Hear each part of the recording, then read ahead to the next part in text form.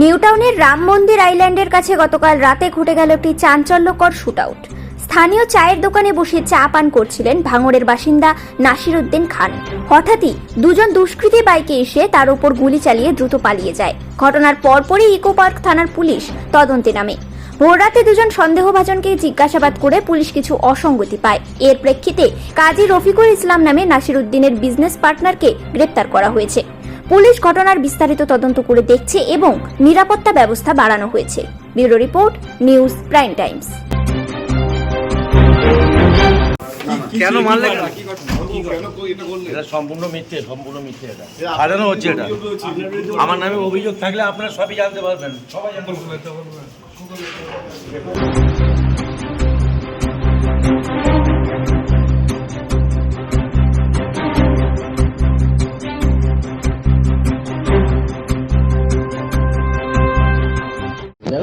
না, একেবারে খুবই দুঃখজনক ঘটনা। যেভাবে হত্যা করা হয়েছে, যেভাবে 4-5টা বুলেট তার শরীরে ঢুকেছে, যারা করেছে আমি তাদের দৃষ্টান্তমূলক শাস্তি দাবি করছি।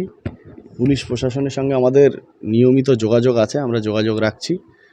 নিশ্চিতভাবে বিধাননগর কমিশনারেটের যারা আধিকারিক আছেন তারা নিশ্চিতভাবে খুব ভালোভাবে যারা আসামি আছে, যারা এর সঙ্গে জড়িত আছে, তাদেরকে খুঁজে বার করে দৃষ্টান্তমূলক শাস্তি তারা দেবে, এটা আমাদের আশা।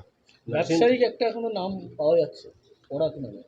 হ্যাঁ, সেটা নিয়ে পরিবার দাবি করেছে বা যারা আছে তারা দাবি করেছে। নিশ্চিতভাবে যেই জড়িত থাক, সে ব্যবসায়িক সূত্রে হোক বা অন্য কোনো সূত্রে হোক বা যে কোনো কারণেই হোক, পুলিশ তাদের দৃষ্টান্তমূলক শাস্তি দিক, এটা আমাদের দাবি। আমরা এলাকাবাসী হিসেবে আমি কালকে রাত থেকেই এখানে আমার খুব কাছের বন্ধু, তার ভাই এবং ওই ছেলেটা, যে ছেলেটা মানে মৃত্যু হয়েছে যার, সেও আমার অত্যন্ত ঘনিষ্ঠ, আমাদের খুবই কাছের।